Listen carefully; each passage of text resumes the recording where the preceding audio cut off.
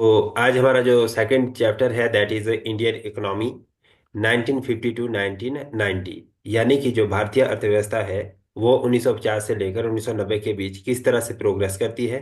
और आर्थिक जो स्थिति थी हमारी 1950 तक और उसके बाद 1950 से लेकर 1990 तक हमने क्या महत्वपूर्ण अचीवमेंट्स किए और किस तरह से हमने आर्थिक विकास को अचीव किया, इसके ऊपर हम आज इसमें डिटेल्स में ये लेक्चर कवर करेंगे, राइट। तो अगर आप यस थोड़ा सर। सा इसको समझने का प्रयास करें। इकोनॉमी की मैं बात कर रहा था। 1950 तक अगर हम बात करें भारत की अर्थव्यवस्था की और इकोनॉमी की बात करें तो हम डेफिनेटली प्रोग्रेसिव इकोनॉमी रहे थे पास्ट में। ठीक है। जिसमें हमने अपने कॉटन्स को एक इंटरनेशनल मार्केट तक पहुंचाया। ठीक है। अपने हमने जो ज्वेलरीज है या जेम्स है, ठीक है, अगर आप इसमें आप बोले मेटल, ठीक है, तो जिसमें कि गोल्ड एंड सिल्वर महत्वपूर्ण थे।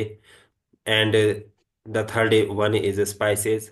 ठीक है। तो इसके लिए हम विश्व विख्यात थे। ठीक है। और साथ ही साथ हैंडलूम्स। ठीक। तो ये महत्वपूर्ण ऐसी चीजें थी जिसको हमने विश्वव्यापी स्तर पर निर्यात किया था और हमने इसके बदले में काफी ज्यादा धन भी अर्जित किया था। और अपनी जो इकोनॉमी थी, जीडीपी था, वो काफी ज्यादा ग्रो किया था। लेकिन with the passage of time, जैसे जैसे समय बीतता गया, हमारी इकोनॉमी, ठीक है, ब्रिटिश के कॉलोनियल रूल्स में आती गई और धीरे धीरे हमारा जो सिस्टम था to produce maximum for the export and earn more revenue से अब हम क्या बन गए थे? Mere the exporter of raw material and importer of finished good. बस इतना सा हमारा काम रह गया था। और हमारी बहुत सारी जो इंडस्ट्री थी, हैंडलूम वगैरह, ये धीरे धीरे खत्म होने की कगार पे आ गई थी। तो इसी तरह से हम इसको देखेंगे धीरे धीरे कि किस तरह से हमारा इकोनॉमिक डेवलपमेंट हुआ और क्या क्या हमने अचीवमेंट किया लेटर ऑन।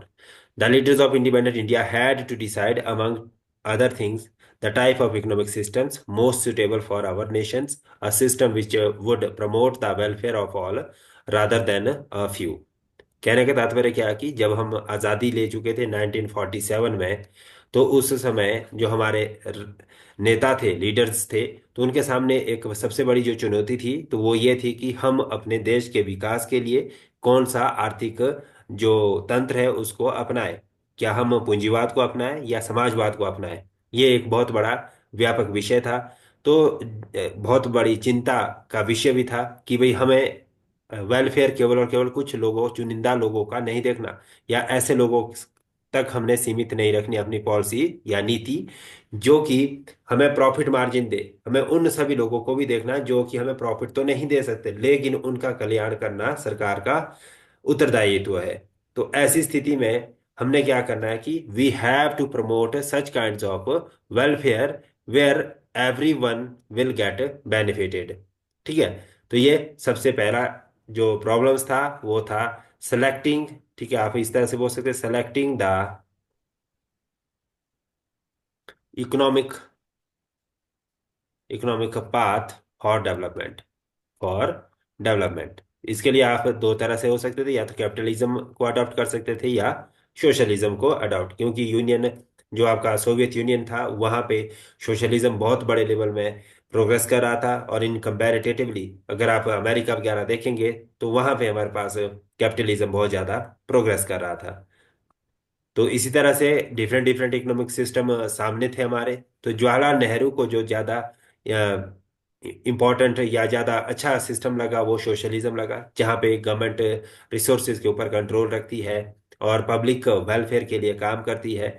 बट जो इंडिया का सोशलिज्म है वो सोवियत यूनियन के सोशलिज्म से टोटली डिफरेंट है, क्योंकि हमने यहाँ पर, ठीक है, जो सोशलिज्म को अपनाया, ठीक है, वो बिल्कुल सोवियत मॉडल के बेस पे नहीं अपनाया। क्योंकि जो सोवियत में था, सोवियत यूनियन में, वहां पे जितने भी संसाधन है उत्पादन के, उनके ऊपर जो कंट्रोल रहेगा वो पूरा का पूरा सोवियत यूनियन का रहेगा या गवर्नमेंट का रहेगा। यानी कि all the factories and farms in the country were owned by the government. यानी कि सभी तरह के, चाहे वो फैक्ट्री है, कोई फार्म है, इंडस्ट्री है, उसके ऊपर जो कंट्रोल रहेगा वो किसका रहता था वहां पे? वो कंप्लीटली सोवियत यूनियन का रहता था। लेकिन भारत की जब हम बात करते हैं, तो भारत का जो मॉडल है वो हमने थोड़ा सा डिफरेंट अडॉप्ट किया। ठीक है। तो there was no private property, मतलब कि सोवियत यूनियन में कोई प्राइवेट प्रॉपर्टी नहीं थी, but it is not possible in a democracy like India for the government to change the ownership patterns of land and other properties of its citizen in the way that it was done in the former Soviet Union. ठीक है। तो मतलब कि हम भारत में similar pattern को follow नहीं कर सकते थे, क्योंकि ऑलरेडी यहाँ पे जो संसाधन है उसके ऊपर प्राइवेट ऑनरशिप थी, काफी सारे प्राइवेट प्लेयर के पास काफी सारी धन संपदा थी, तो उसको हम पब्लिक नहीं कर सकते थे। ये एक तरह से क्या होता कि सरकार को ये अधिकार कहीं पर भी नहीं थे कि भाई हम आप जो प्रॉपर्टी है उसको अपने कब्जे में ले ले। ठीक है। तो इस तरह से हमने यहाँ नेक्स्ट देखा कि इन दी व्यूज ऑफ इंडिया, तो हमने यहाँ पे जो मेजर जो सिस्टम अडॉप्ट किया उसमें हमने पब्लिक सेक्टर को तो प्रायोरिटी दी। मतलब कि पब्लिक सेक्टर कैसे काम करेगा, एक कंट्रोल पैनल तो किसके पास रहेगा, पब्लिक सेक्टर के पास। लेकिन जो फंक्शनिंग होगी, यानी कि जो इकोनॉमिक एक्टिविटी की जो इतनी भी फंक्शनिंग है, तो उसमें जो प्राइवेट प्लेयर है उनको भी हमने इनवाइट किया कि भाई आप भी आ सकते हैं, आप भी अपना जो काम है वो अपने तौर तरीके से कर सकते हैं, अपनी पॉलिसी बना सकते हैं, फर्म बना सकते हैं, इंडस्ट्री बना सकते हैं। ठीक है। तो ऑनरशिप राइट भी आपके पास रहेगा, इन्वेस्टमेंट करिए आप इकोनॉमी में, ठीक है, एम्प्लॉयमेंट दीजिए। तो ये सब चीज़ों के ऊपर हमने प्राइवेट सेक्टर को भी इनवाइट किया। ठीक है। दूसरे इसमें हमारे पास फिर तीन सेंट्रल प्रॉब्लम्स के ऊपर बात की गई आर्थिक विकास के समय में। आ रहा है समझ आपको यशिका? Yes sir. बोरिंग तो लगी, स्टोरी टाइप तो नहीं लग रहा? No sir. चलिए ठीक है ना। सो इसमें हमारे पास क्या है, दूसरा जो हमारे पास रहता है कि भाई थ्री सेंट्रल प्रॉब्लम हमारे सामने आ गई। कि अब हमने जो ये तो डिसाइड कर लिया कि हमने आर्थिक विकास कैसे करना है, किस मीडियम्स को हमने अपने विकास के लिए यूज करना है। ठीक है। जैसे कि हमने मिक्स्ड इकोनॉमी को अप्लाई किया। तो इससे पहले हमारे पास तीन समस्या थी कि हमने क्या उत्पादन करना है, यानी कि कौन सी वस्तुएं एवं सेवाओं का हम अपने देश में उत्पादन कर सकते हैं। What goods and services should be produced in the country, यानी कि हम क्या कैपिटल इंटेंसिव गुड्स को प्रोड्यूस करें, या हम देखो रिच ओरिएंटेड, यानी कि जो गरीब अमीर लोग जिन वस्तुओं को उपभोग करते हैं क्या हम उनका उत्पादन करें, या ऐसी वस्तुओं का उत्पादन करें जिनका उपभोग एक गरीब तबका करता है। तो ये बहुत बड़ी समस्या थी कि हमें किस तरह की वस्तुएं उत्पादित करनी है। दूसरी जो समस्या थी हमारे पास कि उन वस्तुओं को उत्पादन में हम किन संसाधनों का इस्तेमाल करें। ठीक है। क्या हम इसमें ह्यूमन लेबर को ज़्यादा एक्टिवली एंगेज करें, या हम इसमें मशीनों का इस्तेमाल करें। यानी कि अगर देखेंगे आप, अगर हम लेबर का इस्तेमाल करते हैं तो हमारी प्रोडक्टिविटी क्या होगी, कम होगी। ये तो नेचुरल सी बात है कि ह्यूमन यस सर। बींग्स को जब हम एम्प्लॉय करेंगे तो प्रोडक्टिविटी रिड्यूस रहेगी। बट अगर हमने इसमें कैपिटल को यानी कि मशीन को यूज करना शुरू कर दिया तो प्रोडक्टिविटी हमारी इंक्रीज करेगी, क्वालिटी इंक्रीज करेगी, है ना, कॉम्पिटिटिवनेस में हम आगे बढ़ जाएंगे। बट यहाँ पर इतना ज़्यादा कॉम्पिटिटिवनेस नहीं आ सकती। तो ये चैलेंज था। दूसरा चैलेंज हाउ। फिर तीसरा था कि किसके लिए, फॉर होम। ठीक है। यानी कि हम जो संसाधन पैदा कर रहे हैं, गुड्स एंड सर्विसेज प्रोड्यूस कर रहे हैं, तो वो हम किसको टारगेट करते हुए करेंगे। ठीक है। यानी कि इसमें हमारा जो टारगेटेड एरिया है वो कैसा रहेगा। ठीक है। अगर मान लो कि हम एग्रीकल्चर प्रोड्यूस निकाल रहे हैं, तो उसका फायदा ज़्यादातर तभी होगा जब अगर हम इसका डायरेक्ट कंजम्पशन पॉपुलेशन के साथ कर रहे हैं। बट अगर हम देखो इंडस्ट्री प्रोड्यूस कर रहे हैं और लोगों के पास, हमारे पास खरीदने की कैपेसिटी नहीं है, तो इंडस्ट्रियल प्रोड्यूस का कोई मतलब नहीं रह जाएगा।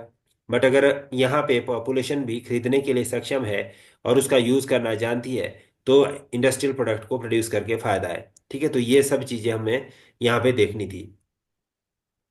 फिर नेक्स्ट जो स्टेप आता that is from capitalistic point of view से। अगर हम पूंजीपतियों के पॉइंट ऑफ व्यू से देखें, तो हमारे पास जो कैपिटलिज्म होता है, कैपिटलिज्म का मतलब सिंपल है कि ऐसी परिस्थिति जहां पे जो मार्केट है, जो हमारी मार्केट होगी, वो डिमांड और सप्लाई के कॉन्सेप्ट से रन करेगी। किससे करेगी, डिमांड एंड सप्लाई।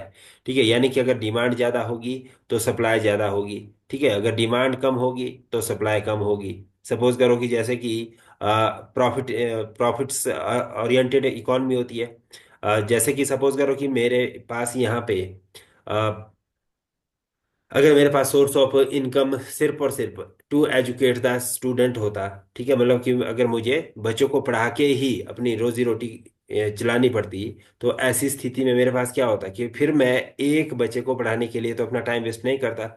मैं कहीं पे ऐसी ऑर्गेनाइजेशन में जाता जहाँ पे मुझे 10 बच्चे मिलते, 20 बच्चे मिलते, है ना, ये इस तरह से करता मैं। Yes sir. ठीक है। तो ये क्या कि अभी मेरे पास ऐसी कोई जरूरत नहीं है, ठीक है, तो मेरा चल रहा है काम, है ना। बट क्या है कि यहाँ पे जो डिमांड और सप्लाई है वो पैरेलल चलती है ना। बट इसके ऑपोजिट क्या चलता है, ठीक है, इसके ऑपोजिट क्या होता है। जैसे कि अगर आप देखेंगे डिमांड और प्राइस, ये कई बार पूछा गया है ना पेपर में क्वेश्चन, तो ये याद रखना, डिमांड और प्राइस के बीच आपका कैसा होगा, इनवर्स रिलेशन होगा। और डिमांड, ठीक है, एंड सप्लाई के बीच कैसे होगा, पॉजिटिव रिलेशन होगा। ठीक है, इसके बीच कैसा होगा, पॉजिटिव रिलेशन होगा। बट सप्लाई और प्राइस के बीच भी पॉजिटिव रिलेशन होता है। कैसा रिलेशन होता है, पॉजिटिव रिलेशन होता है। ये पेपर में पूछा जाता है 2 बार, 2 बातें है ना, ये लिख लेना आपने कॉपी में भी। डिमांड और प्राइस के बीच इनवर्स रिलेशनशिप होता है, सप्लाई और प्राइस के बीच पॉजिटिव रिलेशनशिप रिलेशनशिप होता है। यानी कि ये डायरेक्ट रिलेशन है और ये इनडायरेक्ट है, ठीक है, यानी कि उल्टा है ना, ये बिल्कुल सीधा नहीं है। तो इसका जो डायग्राम होगा, तो ये इसका डायग्राम कुछ इस तरह से होगा, और इसका जो डायग्राम होगा वो डायग्राम इस तरह से होगा, ठीक है। Yes sir. इसको आईसी बोलेंगे आप, है ना, आईसी इंडिफरेंस कर्व। ठीक है, तो ये हो गया कैपिटलिज्म। कैपिटलिज्म का जो मेन जो उद्देश्य होता है वो होता है प्रॉफिट मेकिंग, यानी कि ये क्या करेंगे, प्रॉफिट के लिए काम करेंगे। ठीक है, ये किसके लिए काम करेंगे, प्रॉफिट बनाने के लिए काम करेंगे। और ये जो गुड्स एंड सर्विसेज प्रोड्यूस करेंगे, ये वही वस्तु एवं सेवाएं प्रोड्यूस करेंगे मार्केट में जिस गुड्स की क्या है, परचेजिंग पावर होगी मार्केट में। ठीक है, मान लो कि ऐसे जैसे एप्पल है, तो एप्पल इंडिया में प्रोड्यूस नहीं किया जाएगा, उसकी जो प्रोडक्शन है उसको एक लिमिटेड अमाउंट में ही प्रोड्यूस किया जाएगा, जबकि एंड्रॉयड यहाँ पे मैक्सिमम प्रोड्यूस किया जाएगा। क्यों किया जाएगा, क्योंकि एंड्रॉयड की यहाँ पे मार्केट है। मार्केट के होने के साथ साथ उसकी जो परचेजिंग पावर है, ठीक है, एबिलिटी टू बाय जी गुड्स एंड सर। सर्विसेज, है ना, समझ लेना आप, परचेजिंग पावर क्या होता है, yes. Ability to buy goods and services. तो ये होनी चाहिए। ठीक है, सपोज करो कि मैं आपको बोलता कि यशी का जो ये आप कोर्स कर रहे हैं मेरे साथ, मैं आपको सिर्फ जीएस को पढ़ाने का 25,000 लूंगा, तो क्या आप ये दे पाते मुझे। ठीक है, तो नहीं दे पाते। सपोज करो कि भाई 1 मंथ का चार्जेस 25,000 ओनली, ठीक है, कि भाई 1 महीने पढ़ाऊंगा मैं आपको 25,000 लूंगा। तो क्या आप ये एक वैलिड मार्केट के रेट के हिसाब से आप कंफर्ट होते ये पे करने में। निश्चित तौर से आप मना ही करते कि सर नहीं, इतना ज्यादा अमाउंट तो मैं नहीं पे कर पाऊंगी, है ना। Yes sir.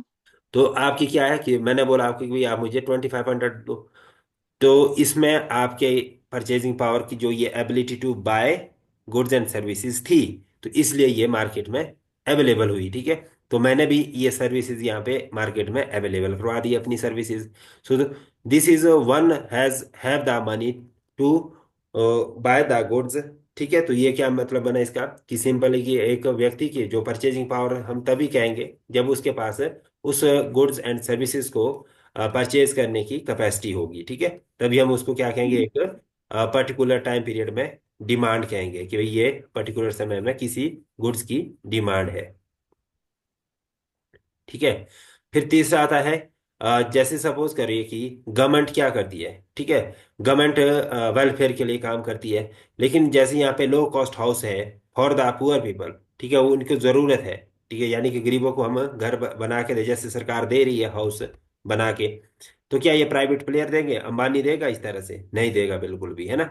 तो ये चीजें यहाँ पर सरकार कर सकती है, लेकिन प्राइवेट यानी कि कैपिटलिज्म यहाँ पे वेलफेयर नहीं करेगा। ठीक है, कैपिटलिज्म क्या करेगा, ओनली एंड ओनली प्रॉफिट की बात करेगा। ठीक है, बट इसके अगेंस्ट अगर हम सोशलिज्म की बात करें, तो सोशलिज्म हम क्या देखते हैं, सोशलिज्म हम देखते हैं कि जो हमारी सोसाइटी है, ठीक है, वो टोटली डिपेंड करती है गवर्नमेंट के ऊपर। और गवर्नमेंट को ये देखना होता है कि हम जो सोसाइटी है उसका वेलफेयर कैसे करें। ठीक है, अब यहाँ पे प्रॉफिट मोटिव नहीं होता, हो सकता है कि आज यहाँ पे कोई प्रॉफिट नहीं हो रहा हो, लेकिन फिर भी जो गवर्नमेंट है वो अपना जो काम है या पॉलिसी है वो सभी लोगों की ज़रूरतों को पूरा करने के लिए करती है। यानी कि जो प्राइवेट एंड पब्लिक सेक्टर के जो बिगेस्ट डिफरेंसेस है वो है कि जो प्राइवेट प्लेयर होगा, अगर हम प्राइवेट की बात करें, तो वो करेगा काम प्रॉफिट के लिए, और ये करेगा परचेजिंग पावर्स को देख के। और जो पब्लिक प्लेयर होगा यानी कि पब्लिक सेक्टर होगा, उसमें परचेजिंग पावर नहीं देखी जाएगी, यहाँ क्या देखा जाएगा, नीड देखा जाएगा। ये बिगेस्ट डिफरेंसेस है, बस यही एक डिफरेंस है जो आपको पूरा का पूरा कॉन्सेप्ट क्लियर करता है। ठीक है, कि प्राइवेट और पब्लिक के बीच क्या डिफरेंसेस है। प्राइवेट जो सेक्टर होगा वहाँ परचेजिंग पावर को देखते हुए गुड्स एंड सर्विसेज प्रोड्यूस की जाएगी। ठीक है, गुड्स का प्रोडक्शन यस होगा। सर। ठीक है, बट यहाँ पे नीड को मद्देनजर रखते हुए प्रोडक्शन किया जाएगा। जैसे स्कूल है और बसेज है, ठीक है, एचआरटीसी की बसेज है। बहुत सारे ऐसे रूट्स हैं जहाँ पे बसेज खाली जाती है ना। बट उसमें ये रहता है कि भाई 15 या 20 लोग उसमें बस में जाते हैं। ठीक है, और वो रिमोट एरिया है और वहां तक अदर कोई सोर्स नहीं है जाने का, तो सरकार ऐसे खाली रूट्स में भी बसें चला लेती है। बट अगर प्राइवेट सेक्टर देखेंगे आप, तो प्राइवेट सेक्टर ऐसी जगह कभी भी कोई भी काम नहीं करेगा। वो वहीं पे काम करेगा जहां पे लोग खरीदने के लिए सक्षम होंगे, यानी कि पैसा खर्च कर सकेंगे। राइट। Yes sir. तो ये यस सर। सोशलिज्म हो गया। उसके बाद हमारे पास क्या आता है, ये इंपॉर्टेंट है। The Industrial Policy Revolution of 1948 and the directive principle of Indian Constitution reflected this outlook। मतलब कि जो जितनी भी हमने ये बात की पब्लिक और प्राइवेट सेक्टर के या वेलफेयर के स्कीम्स की, तो ये हमें कहीं ना कहीं पॉलिटी में, जब हम पार्ट 4 ऑफ द कॉन्स्टिट्यूशन पढ़ते हैं, ठीक है, पार्ट 4 में हमारे पास डीपीएसपी दिया गया है। तो उसमें हमें क्या दिखता है, हमें दिखती है झलक किसकी, इकोनॉमिक डेवलपमेंट की। तो ये जो इंडस्ट्रियल पॉलिसी है 1948 में जो हम अडॉप्ट करते हैं, वो सीधे सीधे तौर से किसके ऊपर डिपेंड करती है, इकोनॉमिक वेलफेयर के ऊपर डिपेंड करती है। ठीक है, और इसी उद्देश्यों की पूर्ति के लिए हम 1950 में 1950 में हम क्या करते हैं, प्लानिंग कमीशन की स्थापना कर लेते हैं। और प्लानिंग कमीशन के जो अध्यक्ष थे, ठीक है, यानी कि चेयरपर्सन थे, वो कौन थे, प्राइम मिनिस्टर। ठीक है, द देन प्राइम मिनिस्टर, उस समय तो पंडित जवाहरलाल नेहरू थे, लेकिन ये लेटर ऑन सभी जितने भी प्रधानमंत्री बनते गए वो योजना आयोग के अध्यक्ष रहते थे। और ये 5 साल के लिए स्टार्ट किया गया था। ठीक है, 5 5 साल के टेन्योर के। Yes sir. तो इसमें अगर हम देखें तो what is the plan, plan क्या होता है। ठीक है, तो प्लान मतलब क्या है कि प्लान एक ऐसा प्रोजेक्टेड या टारगेटेड ऑब्जेक्टिव रेजोल्यूशन है जिसमें हम एक स्पेसिफिक टाइम पीरियड के अंदर अपने जो गोल्स है उसको अचीव करने के लिए काम करते हैं। India's plans are of 5 years. ठीक है, हमने जो प्लानिंग थी वो 5 इयर्स की थी। और इसको हमने बोरो किया था सोवियत यूनियन से। ठीक है, जो कि एक मेजर प्लेयर था किसका, नेशनल प्लानिंग कमीशन का। मतलब उसने ये प्लानिंग को बहुत अच्छे से इम्प्लीमेंट भी किया था और इसके आउटकम और रिजल्ट्स को भी उसने देखा था। ठीक है, और इसी 5 ईयर प्लान्स यस। को हम दूसरे अगर शब्दों में देखें तो पर्सपेक्टिव प्लानिंग के नाम से भी जानते हैं और लॉन्ग टर्म प्लानिंग के नाम से भी जानते हैं। ठीक है, जो लॉन्ग टर्म प्लानिंग होती है, ठीक है, उसको हम क्या कहते हैं, पर्सपेक्टिव प्लानिंग। लॉन्ग टर्म का मतलब है जैसे कि 20 साल के लिए, 50 साल के लिए कोई प्रोजेक्ट चलना है, लंबा प्रोजेक्ट चलना है, तो उसको हम पर्सपेक्टिव प्लानिंग के नाम से जानते थे। उसके बाद आता था गोल्स ऑफ 5 ईयर प्लान्स। ठीक है, तो इसके पहला जो गोल था दैट वाज ग्रोथ। ठीक है, हम चाहते थे कि जो हमारी जीडीपी है उसकी ग्रोथ हो। ठीक है, यानी कि जो हमारे इकोनॉमिक सेक्टर्स है, प्राइमरी, सेकेंडरी और टर्शियरी सेक्टर, उसमें हम इच्छा अनुसार जो प्रोग्रेस है वो कर सके। सो जीडीपी की बात आती है तो GDP of a country is derived from the different sectors of the economy, namely agriculture sector, industrial sector और सर्विस सेक्टर। मैंने ये अभी अभी आपको बता दिया। ठीक है, कि भाई हमें क्या यस। करना है कि इन तीनों सेक्टर्स को बूम लाना था, ताकि हमारा जो कंट्रीब्यूशन है जीडीपी में वो एग्रीकल्चर का रिड्यूस हो सके और अदर सेक्टर का इंक्रीज हो सके। ठीक है, क्योंकि हमारा जो टोटल का टोटल प्रोडक्शन था वो एग्रीकल्चर था और पॉपुलेशन डिपेंड थी एग्रीकल्चर के ऊपर। तो इस तरह से मैक्सिमम जो contribution in the GDP 1950s और 60s के बीच वो एग्रीकल्चर सेक्टर से ही था। हम इसमें क्या करना चाहते थे, मॉडर्नाइजेशन करना चाहते थे, यानी कि हम इसमें टेक्नोलॉजी का एडवांसमेंट करना चाहते थे। तो ऐसी स्थिति में जो फार्मर है वो अब अपने आउटपुट को इंक्रीज करने के लिए अलग अलग तरह के वैरायटी ऑफ सीड्स को यूज कर रहा था, जिसमें कि हमारे पास जब हमने ग्रीन रेवोल्यूशन यूज किया तो वहां पे हमने high yielding variety of seeds को, ठीक है, HYV, ठीक है, हाई यील्डिंग वैरायटी सीड्स को यूज किया, जिसकी वजह से, जैसे अगर आप एग्जांपल के तौर पे यहाँ पे देख लीजिए, जो ये आपका संतरा है, ठीक है, ऑरेंज है, ठीक है, और दूसरा कौन सा क्या है हमारे पास, कीनू है, ठीक है, दूसरा क्या है हमारे पास है, कीनू है। तो किनो। ये ऑरेंज क्या है, इसकी एडवांस वर्जन है, ठीक है, ऑरेंज की एडवांस वर्जन क्या है, कीनू है। तो ये देखेंगे आप, इसका साइज भी बहुत बड़ा होता है और इसकी जो प्रोडक्शन है वो भी बहुत ज़्यादा होती है, ठीक है। अगर आप इसको देखेंगे ऑरेंज को, तो ये उतने ना ज़्यादा बड़े होते हैं, साइज में भी बहुत छोटे होते हैं, और इसकी प्रोडक्शन भी कुछ हद तक कम रहती है, लिमिटेड रहती है, ठीक है। और टेस्ट में भी ये इनकम्पैटिबिलिटी टू द किनो इज लेसर, ठीक है, स्वीटर, ठीक है। तो ये एडवांसमेंट ऑफ द टेक्नोलॉजी और एडवांसमेंट ऑफ द, या आप बोल सकते हैं modernisation of the existing field of agriculture है, राइट। Yes sir. उसके बाद आता सेल्फ रिलायंस। हम चाहते थे कि हम क्या करें, सेल्फ रिलायंस, यानी कि आत्मनिर्भर बने। क्या बने हम, निर्भर। आत्म निर्भर आत्मनिर्भर। बने, है ना।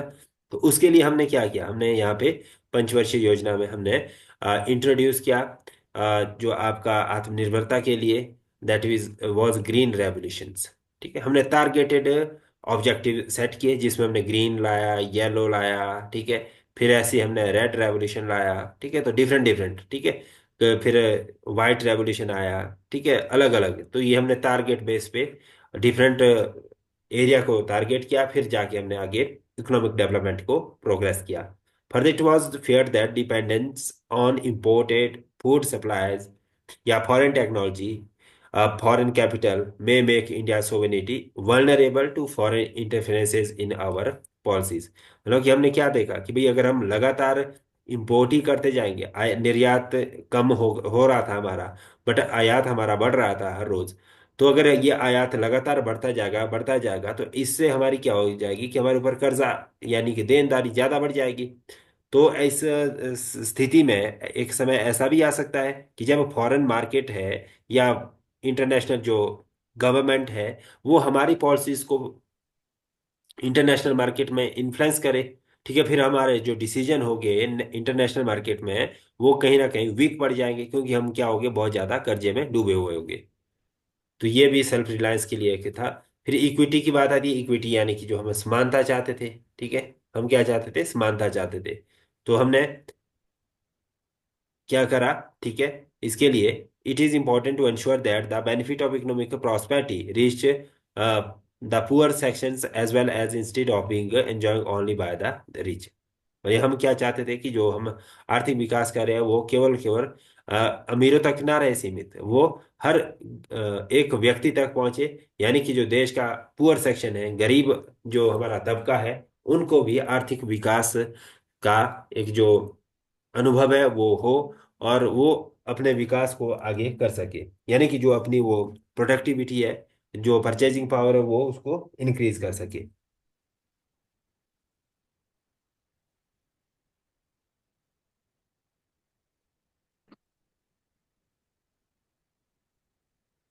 उसके बाद नेक्स्ट आता है हमारे पास है एग्रीकल्चर, ठीक है। उसके बाद क्या देखेंगे, हम एग्रीकल्चर को देखेंगे। एग्रीकल्चर की अगर हम बात करें तो एग्रीकल्चर में हमने लैंड रिफॉर्म्स किया, ठीक है। तो देखो ये जो लैंड रिफॉर्म्स की मैं बात कर रहा हूँ, तो इसी में ये हाई यील्डिंग वैरायटी सीड्स की मैं ऑलरेडी बात कर चुका हूँ, है ना। तो लैंड रिफॉर्म्स में यस सर। सबसे मेजर जो पार्ट था वो था कि भाई जो हमने जमींदारी सिस्टम था, मिडल मैन है, उसको हमने यहाँ से खत्म कर दिया था, ठीक है। तो ऑनरशिप राइट अब हमने किसको दे दिए थे, पीजेंट को देना शुरू कर दिए थे। पहले पीजेंट्स के पास किसी तरह के ऑनरशिप राइट नहीं रहते थे, सारे के सारे अधिकार किसके पास थे, मिडल मैन के पास थे। अब ये जो लैंड की ऑनरशिप है ये ट्रांसफर करनी हमने शुरू कर दी, यानी कि जो लैंड होल्डिंग थी उसके ऊपर हमने सीलिंग लगा दी। क्या लगा दिया हमने, लैंड होल्डिंग के ऊपर सीलिंग लगा दी, कि भाई ये आप जो लैंड है, ठीक है, उसका जितना भी ऑनरशिप है एक लिमिट तक रख सकते हैं आप, ठीक है, मैं आपके पास मैक्सिमम नहीं रहेगा, ठीक है। तो इस तरह से जो ये concentration of land ownership in few hands था, उसको हमने रीडिस्ट्रीब्यूट करना शुरू किया। ये एक मेजर चेंज हमने 19 तक ले आ दिया था, 1990 तक। ठीक है। फिर इसके बाद क्या आता है हमारे देश में, ग्रीन रेवोल्यूशन आती है। ग्रीन रेवोल्यूशन में हम काफ़ी ज़्यादा आत्मनिर्भर बनते हैं। ठीक है, इसमें हम हाई यील्डिंग वैरायटी सीड्स लाते हैं। और जो ग्रीन रेवोल्यूशन है, इसी के बीच हम फर्टिलाइजर और पेस्टिसाइड्स का सही मात्रा में यूज़ करना सीख जाते हैं, या हमने इसमें अपने एग्रीकल्चर में उसको अप्लाई करते हैं। रेगुलर वाटर सप्लाई देना, ठीक है, application of these inputs in correct proportions is vital. ठीक है, तो ये सब चीज़ें हमने की। ठीक है।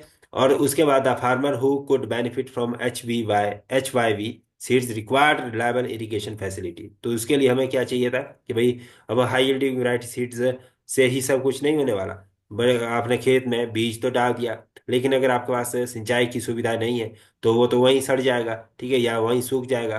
तो इसीलिए इसका जो सबसे ज्यादा बेनिफिट्स हमें मिला, वो कहाँ पे मिला? पंजाब में मिला, आंध्र प्रदेश में मिला, तमिलनाडु आदि क्षेत्रों में मिला। ठीक है, जहाँ पे इरिगेशन की प्रॉपर फैसिलिटी थी। और अगर आप इसको प्रोडक्ट वाइज देखेंगे, तो सबसे ज्यादा जो वीट है, वो इन क्षेत्रों में पैदा किया गया। वीट की पैदावार बहुत ज्यादा बढ़ गई थी, और इसमें हम वीट एंड राइस में दो ऐसे जो हमारे प्रोडक्ट थे, उसमें हम 1960 के आसपास ही हम फुली सेल्फ रिलायंट हो चुके थे। लेकिन फिर दूसरा फेज हम लाते हैं, second phase of the green revolution हुआ था 70 से 80 के दशक के बीच। यहाँ पे हम और ज़्यादा लार्जर टेक्नोलॉजी को हम इंट्रोड्यूस करते हैं, और इसे फिर इसमें डिफरेंट वैरायटीज ऑफ क्रॉप्स ले आ देते हैं। ठीक है, जैसे कि हम इसमें फिर पल्सेस, ठीक है, ये सब चीज़ें, ग्राम्स वगैरह, ये सब चीज़ें इसमें हम शामिल कर लेते हैं। तो हम ऑल ओवर जो हम चाहते थे सेल्फ रिलायंस होना, तो वो हम इस सेकंड रेवोल्यूशन से हमने पॉसिबल किया। ठीक है। तो ये हमारे पास है। जो अब यहाँ पे से देखेंगे कि अ, अब हमें यहाँ पे अमेरिका के, यानी कि मर्सी ऑफ अमेरिका का मतलब है कि अमेरिका की दया के ऊपर हमें डिपेंड नहीं रहना पड़ेगा, कि भाई अगर हमें अमेरिका से खाना भेजेगा। जैसे कि 1971 में जब वॉर हो रहा था हमारा पाकिस्तान के साथ, बांग्लादेश के साथ, उस टाइम का जो पाकिस्तान में पूर्वी पाकिस्तान, उसके साथ वॉर हो रहा था। तो उस समय हमारे को खाने के लिए अमेरिका के ऊपर डिपेंड रहना पड़ रहा था। तो अमेरिका ने वो हमें खाना भेजना देना ही बंद कर दिया। इंपोर्ट का जो था हमारे पास, वो बहुत कम कर दिया उन्होंने हमारे साथ। तो ऐसी स्थिति में हमारे पास एक ड्रास्टिकल सिचुएशन भी देखने को मिली थी। तो इन चीज़ों को से उभरने के लिए हमने क्या करा, फूड सफिशिएंसी लाई देश के अंदर। ठीक है। तो ये एक मेजर जो चीजें थी। उसके बाद हमारे पास आता है next, that is industry and trade. ठीक है। अगर इंडस्ट्री एंड ट्रेड की बात करें, तो इंडस्ट्रियल सेक्टर भी ज़्यादा कुछ डेवलप नहीं था, क्योंकि इंडस्ट्री का जो डेवलपमेंट होना है, वो इसलिए ज़रूरी हो जाता है क्योंकि ये हमारे पास जो बेसिक इंफ्रास्ट्रक्चर है, उसको तैयार करने में बहुत महत्वपूर्ण रोल प्ले करता है। अब इसमें सबसे पहला आता है public and private sector in industrial development. ठीक है। तो इसमें सबसे महत्वपूर्ण जो चीज़ थी, वो ये थे कि in addition the decision to develop the Indian economy on socialist lines led to the policy of the states controlling the commanding heights of the economy as the second 5 year plan put it. Second 5 year plan में हमने क्या करा था? Second जो 5 year plan था, महानलोबिस के model के ऊपर डिपेंड था, और उन्होंने इंडस्ट्री को प्रायोरिटी में रखा था। उन्होंने कहा था कि भाई आपको जो बजट है वो मैक्सिमम एलोकेट करना होगा, और उसमें इंडस्ट्रियल डेवलपमेंट करना बहुत ज़्यादा ज़रूरी होगा। तो इस तरह से हमने इंडस्ट्रियल पॉलिसी 1956 से लाई। पहली हमारी जो पॉलिसी आई थी वो कब आई थी? 1948 में। 1956 वाली बहुत ज़्यादा इंपॉर्टेंट पॉलिसी है। ठीक है। इसमें जो मेजर हमने इंट्रोडक्शन की थी, इसमें हमने जो इंडस्ट्री है वो 3 कैटेगरी में डिवाइड की थी। ठीक है, first, second and third.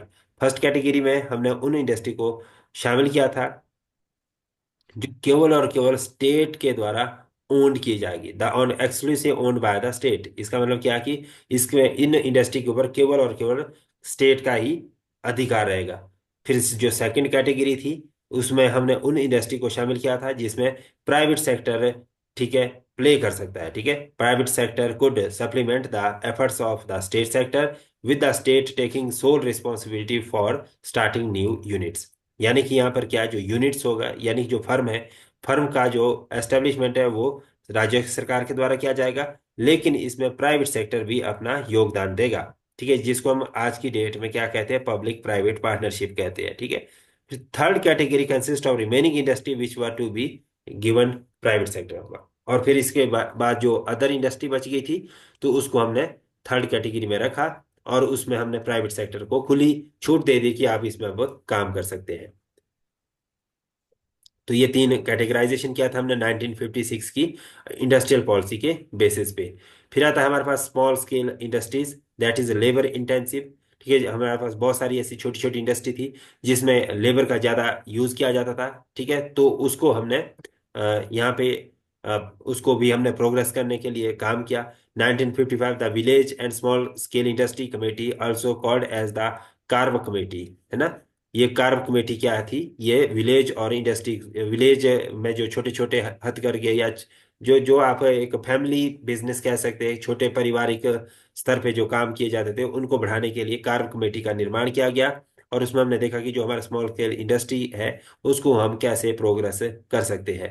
A small scale industry is defined with reference of the maximum investment allowed on the assets of a unit. This limit has changed over a period of time, and in 1950 the small scale industry unit was one which invested a maximum of rupees 5 lakh। ठीक है, तो मतलब कि 5 लाख से अधिक का investment नहीं होना चाहिए, तो उसको हम स्मॉल स्केल इंडस्ट्री के दायरे में रखेंगे। फिर आता है हमारे पास trade policy, import substitution. Import substitution का मतलब क्या है कि भाई हमने जो जितना भी हम इंपोर्ट कर रहे थे, उसको अब हमने अपने यहाँ के लोकल जो मार्केट है उससे सब्सटीट्यूट करना है, उसको चेंज करना है, ताकि प्रतिस्थापन करना है, ताकि हम यहाँ पे अपनी लोकल मार्केट को इंक्रीज करें। तो उसके लिए हमने क्या कर दिया, टैरिफ्स जो था, टैक्सेस, ठीक है, इंपोर्टेड गुड्स के ऊपर हमने उसको इंक्रीज किया। ठीक है, और साथ ही साथ कोटास वगैरह ये लगाया, ताकि हम यहाँ की जो लोकल मार्केट है उसको हम सेव कर सके फॉरेन मार्केट के कंपटीशन से। ठीक है, तो इस तरह से हमने अपने इंडस्ट्रियल रेगुलेशंस को यहाँ पे लॉन्च किया था।